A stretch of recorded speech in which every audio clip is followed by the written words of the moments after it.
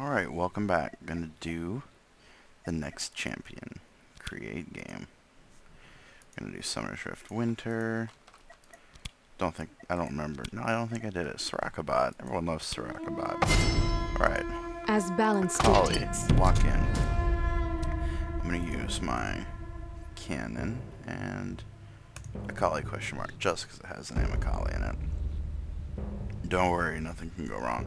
And I'm also going to use Ignite Flash because she does magic damage, and, well, not that a rule of thumb would be, oh, if you do magic damage, take Ignite, but because she does, you know, really good damage, and, I don't know, I just like the way that Ignite synergizes with her spells, and you'll see why. Alright. Oh, I forgot to go over here and click Scene 1. I'm recording, I have to record these with XSplit Broadcaster so that I can get the League of Legends little client in with it as well.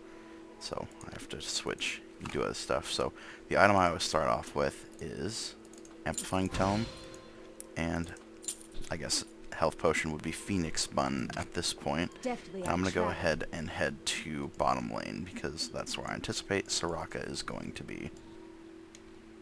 Alright, so I actually just got killed because I AFK'd for a second in lane and Sorc just sat there and used her Starfall against me. Symmetry in all things. I also leveled up to 4 by just being in lane. But what I do is I level up Q first, which is Mark of the Assassin.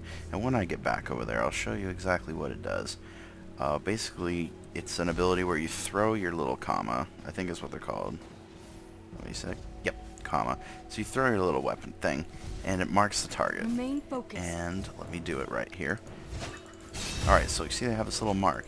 If I go up and auto-attack it, which I couldn't because I'm bad and wasn't fast enough, like that. So I marked it and then hit it. It's going to deal bonus damage, and that bonus damage currently is 70 plus 8. Which is, 78, but anyways. Be nice, Sorc. Sorc is brutal and lethal. She murdered me once already. And got a head start level on me. But, second ability is Twilight Shroud. I get 1 point at level 2 and wait to max it last. But you can walk in it and it turns you invisible. And it's really cool. Although if you attack, you come out of stealth for a little bit. If that thing was still there, I'd go back into stealth after a few seconds. Third ability is this. Does a little AoE, does damage to all units in the immediate vicinity. Nice, now I got my ultimate. So, what's good about Akali's ultimate is I'll wait until I get three stacks of that before I demonstrate it. Although I'm probably not going to be able to kill Sorc because Sorc is amazing. My Ignite's on cooldown because I got back right as I was about to die, and I was like, I can't lose to Sorc. And so I tried to, epically fight her, but I was just so far dead that, I don't even think I got to auto-attack her. Okay, so Sorc is just spamming that Starfall, which is murdering me. And so this is an energy champion, first energy champion I've done, and that's really cool because I can just sit here and from range just spam this Q if I time it right to last hit. So I don't actually have to get in melee range to last hit. Alright. Murder her. Agreed. So my ultimate is just called Shadow Dash, and it's really big radius. And so I can throw my Mark of the Assassin and then ult them and deals lots of damage. You jump to them, and I don't know, yeah, you auto-attack them, so if you throw your mark and then ult to them, it's going to deal the damage from your ultimate, plus the bonus damage of Mark of the Assassin. And so it's really nice. It deals a lot of damage, and you can do it 3 times with only a 2-second cooldown. So it's really good for catching up. And let me give you a little instance here of a way you can use it really, really nice. So you get back to lane, or you're here almost dead like I am, and there's an enemy team fight here, and there's someone really low health running here. You can use your ultimate to jump to that target, and then they'd immediately be in range here, and then you can ult to them. So you can use it to dash into enemies and then into more enemies. Or let's say I'm fighting back over here underneath the tower, and I'm really low, and the tower is now focusing me after securing a kill, or even failing to secure a kill. I can use my ultimate and jump to a minion and get out of turret range, or at least get out of turret range faster. Could still possibly die. Happens to me more frequently than not. So, my build for Akali is sort of standard. Not really anything non-streamline. I'll go ahead and pull up the menu. First thing I build is the Rylais Crystal Scepter. So I started off with the Amplifying Tome, and then built this item, the Longsword. The reason for switching items like that is so that I can get both parts of my passive through Twin Discipline, having that extra ability power and bonus attack damage, so I can, just have them both. And then I come back and usually get boots, finish off boots, or at least get rank 1 boots, and then come back to the Crystal Scepter, build my Crystal Scepter, and then have that.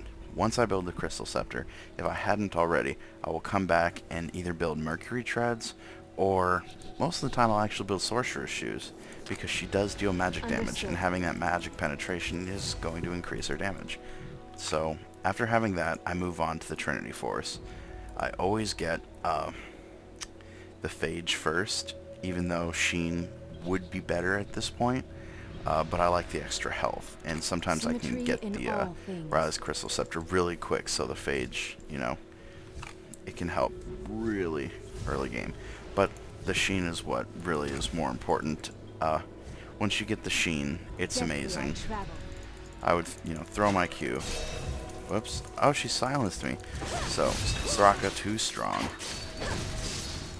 But as you can see here, Akali just has amazing burst damage.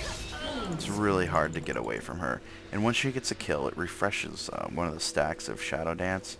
So it's just, once Akali gets going, she's one of those champions that it's hard to stop. And once she gets on you, it's really hard to get her off. Because, let's pretend I had Rylais Crystal Scepter.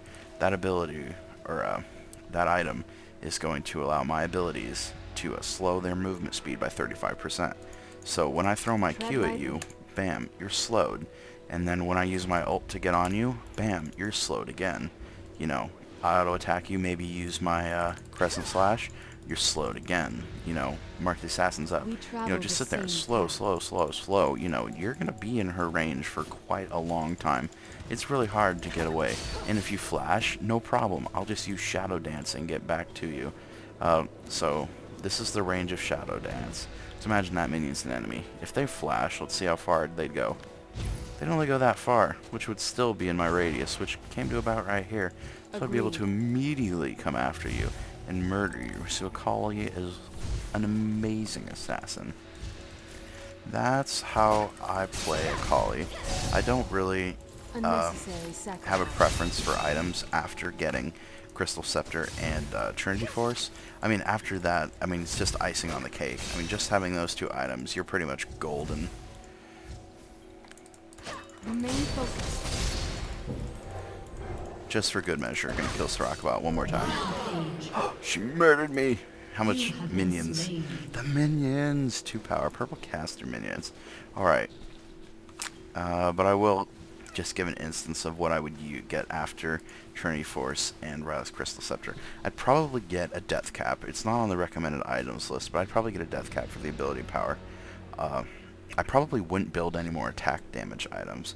So I would have boots here, Crystal Scepter, Trinity Force, Death Cap, so I got 2 open spaces. I'd probably build a Guardian Angel. Guardian Angel is a really good item. Let's find it under... Nope, where is it? I always forget where these things are, although I do remember how to get them from, items like this. So Guardian Angel is going to give you armor, magic resist, and every 5 minutes you can get a free life. So let's say you get, into a team fight and you get focused down first. Oh, you still have 3 stacks of your ultimate. You didn't really get to unleash on anyone.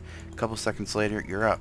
You can go ahead and flash out of battle, get somewhere safe, maybe pop a potion, find out, can I go back in on someone and murder them. So now I have one more spot that I can fill. with an item. And because I can, I would probably either get a Warmog's or a Banshee's Veil. Warmog's is a hilarious item on some of these champions. Like, it's a pure tanky item.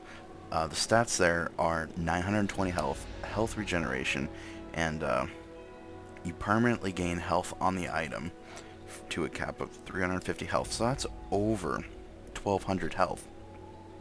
That's amazing. If you can get, you know, if I could get that Warmogs on her as that last item, I would, because it's hilarious to be able to go into like 1v3 and have so much health and lifesteal and what's that other one, Spell Vamp, that you can just murder a bunch of people, and you know, it's really funny. Although Banshee's Veil is also really good. It gives you a little bit of health, a little bit of mana, which you don't need because you're energy based champion. But it also gives you a free spell shield every 30 seconds, which is really nice for an assassin. Because let's say we're fighting a Baron, okay? I'm over here. You know, we're purple. So enemy fights here. I'm gonna be, you know, this area right here. If I can get my team to fight here, or even if I hang out over here and the enemy's fighting here, I can shadow dance and get onto people, you know, as they get low. So, you know, I don't have to be right in there. And so once I do jump in there, if someone decides to throw a disable spell at me, I'll have my spell shield ready. Because if you're just in the fight, you know, you're going to get hit by a stray spell. Like, you're going to get hit by someone's skill shot, or like Ari's Q that goes through multiple people. You're going to get hit by something like that, and your spell shield's going to get wasted. So if you like to, you know, stay on the edges and then come in and assassinate after a fight's been initiated, which a lot of people get mad at if, you know, you die, the whole enemy team dies within a second, and then they're like, oh my god, why didn't you help? That can be bad. But anyways, that concludes how I play Akali. Thanks for watching. Click the next video in the playlist to watch the next A champion, which might be Annie, or it could be Alistair, or it could be someone I don't even remember. Ciao.